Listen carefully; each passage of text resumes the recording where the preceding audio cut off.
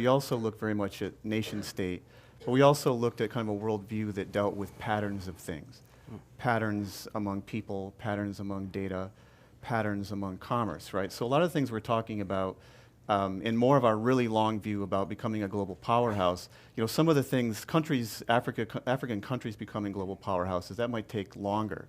But when you get into patterns related to institutions and people, that's where we're longer on the view of becoming a global powerhouse.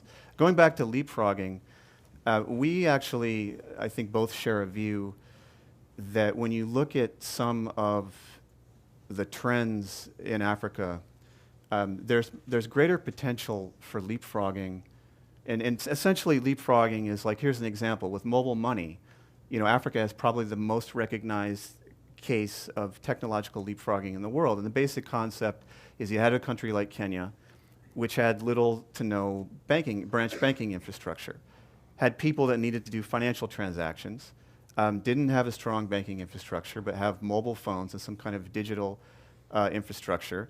So you have this M-Pesa mobile money app, which essentially is like putting a branch bank service right on somebody's phone. And what you've done is you've had Kenyans with this viable service. They've leapfrogged branch banking. They've gone right over it and moved into the digital finance world, right? What you have happening in Africa is one other thing that we focused on is in addition to all this technology and investment, this is all going into a continent that, from an economic standpoint, is largely informal.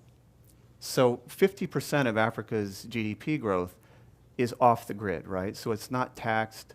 And it's not to say that there wasn't commerce. There's tremendous amount of commerce. There's a huge trading history in Africa.